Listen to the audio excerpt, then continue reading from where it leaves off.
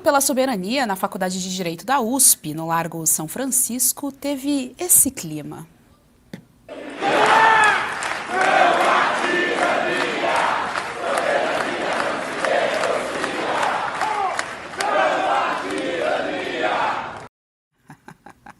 Eu adoro esse clima de DCE, eu adoro o clima de DCE. Somos 100% Brasil, não há tirania, soberania não se negocia. Eles parecem criança fazendo aquelas riminhas, né? Coisa maravilhosa. E olha só, vamos acionar a repórter Tawane Catan, que traz as informações com as presenças de José Dirceu. Olha só, o Dirceu rememorando, hein? O tempo dele de aluninho ali dos DCEs, de movimentos sindicais e do MST, uma carta assinada por mais de 8.000 pessoas foi lida no Salão Nobre da Universidade. A repórter Tawane Catan vai contar aqui pra gente. Eu já tô com medo dessa carta, hein? Era o quê? Tava pedindo... Era ordem de despejo? É a única coisa que a gente pensa. Tawane Catan, boa tarde. Seja muito bem-vindo ao Jornal da Oeste.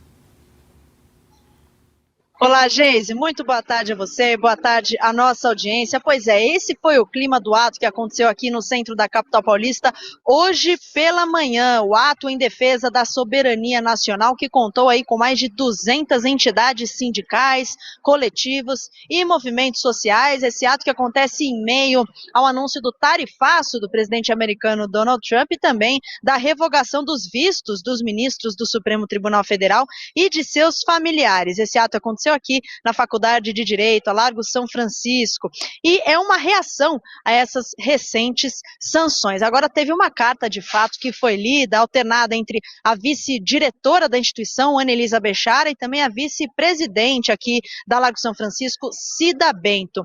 Foram 10.000, já chegou a 10.000 assinaturas, segundo o presidente do Instituto Prerrogativas, o Marco Antônio de Carvalho, ele que minimizou a ausência de entidades empresariais, apesar do empresariado ter se preocupado com o tarifaço de Donald Trump. Aqui nesse ato compareceram muito mais sindicatos e movimentos sociais. Agora, a gente começa citando o diretor da Faculdade de Direito, o Celso Fernandes Campilongo, que abriu o ato discursando, e ele faz uma comparação com aquele movimento que aconteceu na década de 50, Geise, que teve aquela famosa frase que a gente escuta até na escola, né? O petróleo é nosso. Vamos ver esse trecho.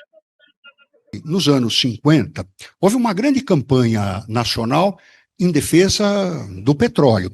Esta campanha tinha o nome "O Petróleo é Nosso", assim como nosso é o Brasil. Nosso são estes 100%. E durante algum tempo, uma torre, imitando uma torre de exploração de petróleo, uma torre de petróleo, ficou instalada aí no Largo de São Francisco para demonstrar o apego deste espaço e o apego desta nação à soberania nacional. Falando agora sobre essa carta, esse manifesto, né? Ele não menciona diretamente o presidente Donald Trump, mas ele fala que nas relações internacionais, por exemplo, o Brasil é fundamentado sobre princípios da independência nacional, da não interferência, da igualdade entre as nações e da prevalência dos direitos humanos. Há também uma menção indireta nessa carta sobre o julgamento que acontece aqui no Brasil da suposta tentativa de golpe. Vamos ver esse trecho. Nossa Constituição garante aos acusados o direito à ampla defesa. Os processos são julgados com base em provas e as decisões são necessariamente motivadas e públicas. Intromissões estranhas à ordem jurídica nacional são inadmissíveis.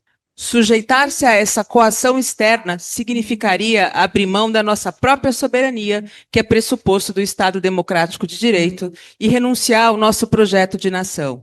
Nossa soberania é inegociável. Pois é, e por fim, a carta repudia toda e qualquer interferência ou intimidação que busque subordinar a nossa liberdade como nação democrática, palavras escritas aí na carta. Você citou alguns presentes no evento, Geise, lideranças políticas estiveram e representantes de entidades, como por exemplo o presidente do PT, Edinho Silva, o presidente do BNDES, Aloysio Mercadante, alguns ex-ministros, o ex-ministro do STF, Celso de Mello, ex-ministro da Casa Civil, José Dirceu, também o ministro ministro atual do Desenvolvimento Agrário e Agricultura Familiar, Paulo Teixeira, além de algumas entidades como a OAB São Paulo e a União Nacional dos Estudantes, a UNE, além de sindicatos ligados à CUT. Até mesmo algumas figuras conhecidas no meio esportivo, como o comentarista Walter Casagrande, ele que foi mencionado logo no início do ato. Agora é importante lembrar, Geise, que o Lago São Francisco sediou um outro ato lá para agosto de 2022, pouco antes das eleições daquele ano, em defesa da democracia, e foi lida uma carta aberta aos brasileiros e brasileiras em defesa do Estado Democrático de Direito, que atingiu 1 milhão de assinaturas. Geise, volto com você. Obrigada, Tawane Catan, pelas informações aqui no nosso Jornal da Oeste. Até semana que vem. Você gostou desse conteúdo? Então compartilhe, dê o seu like. Não se esqueça, viu? Aqui no canal da Revista Oeste tem muito mais.